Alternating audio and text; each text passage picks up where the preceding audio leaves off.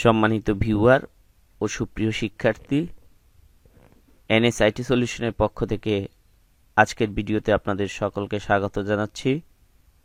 আজকে আমরা কথা বলবো অষ্টম শ্রেণীর বিজ্ঞান বিষয়ের চতুর্থ সপ্তাহের অ্যাসাইনমেন্ট নিয়ে। প্রিয় শিক্ষার্থী, তোমরা যারা এখনও আমাদের এই চ্যানেলটি সাবস্ক্রাইব করো নাই, আমাদের এই চ্যানেলটি সাবস্ক্রাইব করবে এবং পাশে থাকা নোটিফিকেশন বেলটি অন করে দিয়ে অ্যাসাইনমেন্ট সম্পর্কিত যাবতীয় ভিডিওগুলো সবার আগে পেতে আমাদের সাথে থাকবে। এবং ইতিমধ্যে যারা আমাদের এই চ্যানেলটি সাবস্ক্রাইব করেছো তাদেরকে অসংখ্য ধন্যবাদ। প্রিয় শিক্ষার্থী, আমরা অ্যাসাইনমেন্ট শুরু করার আগে এই সপ্তাহের অর্থাৎ চতুর্থ সপ্তাহের বিজ্ঞান বিষয়ের অ্যাসাইনমেন্টের প্রশ্নটি একটু দেখে নিই।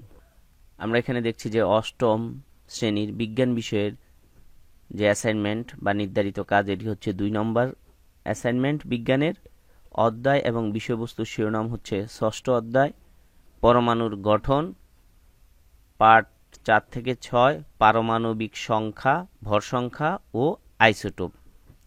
এখানে নির্ধারিত কাজ বা অ্যাসাইনমেন্টটি হলো, এখানে একটা চক দেওয়া আছে, চকের মধ্যে মৌল, পারমাণবিক সংখ্যা, ভর সংখ্যা উল্লেখ করা আছে। যেমন এখানে এক্স মৌল, পারমাণবিক সংখ্যা 17, ভর সংখ্যা 35, ওয়াই মৌল, পারমাণবিক সংখ্যা 11, ভর সংখ্যা 23, জেড মৌল, পারমাণবিক সংখ্যা 6 এবং ভর সংখ্যা 14। এখানে প্রশ্নে উল্লেখ করা আছে যে ক নম্বর প্রশ্ন, আইসোটোপ কাকে বলে? খ নম্বর প্রশ্ন, পারমাণবিক সংখ্যা বলতে কি বুঝো?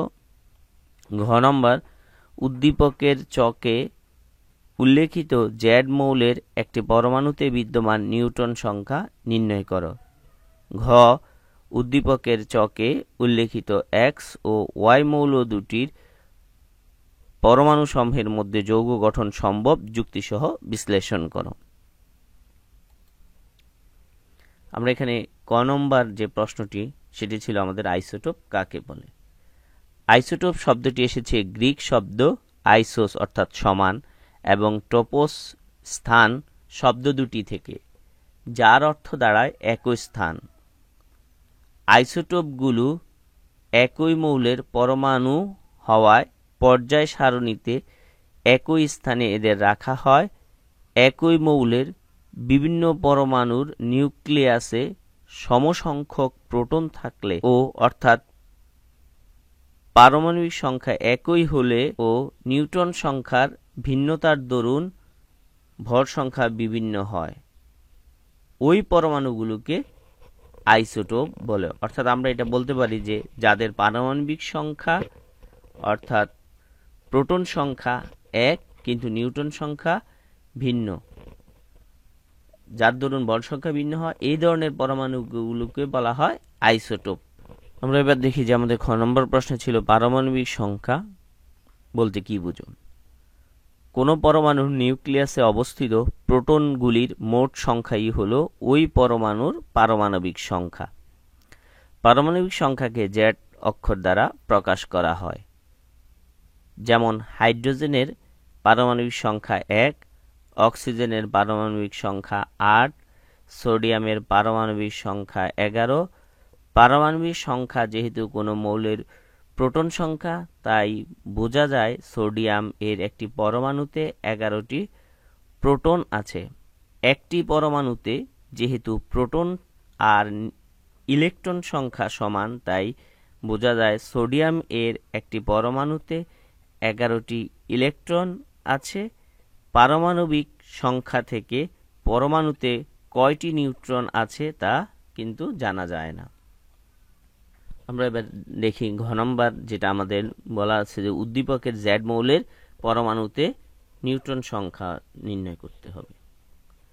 উদ্দীপকের জেড মৌলের পরমাণুতে প্রোটন সংখ্যা হচ্ছে 6, জেড মৌলের ভর সংখ্যা 14, মৌলের পরমাণু নিউটন সংখ্যা ইকুয়াল হচ্ছে ভর সংখ্যা বিয়োগ প্রোটন সংখ্যা, অর্থাৎ এখানে 14 বিয়োগ 6 সমান সমান 8। সুতরাং জেড মৌলের নিউটন সংখ্যা হচ্ছে 8টি। ঘ নম্বর, উদ্দীপকের চকে উল্লেখিত এক্স ও ওয়াই মৌল দুটির পরমাণুর সমূহের মধ্যে যৌগ গঠন প্রক্রিয়া নিচে ব্যাখ্যা করা হলো। প্রত্যেক পরমাণু তার শেষ শক্তি স্তর 2টি বা 8টি ইলেকট্রন লাভ করে স্থিতিশীল হতে চায়। উদ্দীপকের Y মৌলের ইলেকট্রন সংখ্যা 11, অর্থাৎ এটি সোডিয়াম পরমাণু। অন্যদিকে X মৌলটির ইলেকট্রন সংখ্যা 17, অর্থাৎ এটি ক্লোরিন পরমাণু। সোডিয়াম পরমাণুটি তার শক্তি স্তরের একটি ইলেকট্রন ক্লোরিন পরমাণুকে প্রদান করে, ফলে সোডিয়াম পরমাণু ধনাত্মক আয়নে এবং ক্লোরিন পরমাণু ঋণাত্মক আয়নে পরিণত হয়। এখানে আমরা দেখছি যে সোডিয়ামের ইলেকট্রন ত্যাগ করার প্রক্রিয়া আর ক্লোরিনের ইলেকট্রন গ্রহণ করার প্রক্রিয়া, অর্থাৎ এখানে সোডিয়াম এবং ক্লোরিন মিলে সোডিয়াম ক্লোরাইড যৌগ গঠন করে। এর মধ্যে সোডিয়াম ধনাত্মক আয়ন প্লাস হচ্ছে ক্লোরিন ঋণাত্মক আয়ন, এর মধ্যে একটি আকর্ষণ বল কাজ করে এবং এরা একে অন্যের সাথে বন্ধনে আবদ্ধ হয়। এখানে সোডিয়াম ক্লোরাইড এর ধর্ম সোডিয়াম পরমাণু ধর্ম থেকে ভিন্ন। উপরের আলোচনা থেকে আমরা বলতে পারি যে বন্ধন গঠনের মাধ্যমে সোডিয়াম ও ক্লোরিন পরমাণু ভিন্নধর্মী পদার্থ সোডিয়াম ক্লোরাইড উৎপন্ন করে। সোডিয়াম ক্লোরাইড যৌগটি একটি আয়নিক যৌগ এবং সোডিয়াম ও ক্লোরিন পরমাণুর আয়নিক বন্ধন গঠনের মাধ্যমে সোডিয়াম ক্লোরাইড যৌগ উৎপন্ন করে। প্রিয় শিক্ষার্থী, আশা করি আজকের এই ভিডিওটি দেখে তোমরা তোমাদের অষ্টম শ্রেণীর বিজ্ঞান বিষয়ের অ্যাসাইনমেন্টটি খুব সুন্দরভাবে সম্পন্ন করতে সক্ষম হবে। তো তোমরা যারা ইতিমধ্যে আমাদের এই চ্যানেলটি সাবস্ক্রাইব করেছো তারা ভিডিওটি লাইক, কমেন্ট, শেয়ারের মাধ্যমে অন্যদের কাছে ছড়িয়ে দিবে। আর যারা সাবস্ক্রাইব করো নাই তারা সাবস্ক্রাইব করবে এবং পাশে থাকা নোটিফিকেশন বেলটি অন করে দিয়ে আমাদের চ্যানেলে আপলোড করা ভিডিওগুলো সবার আগে পেতে আমাদের সাথে থাকবে।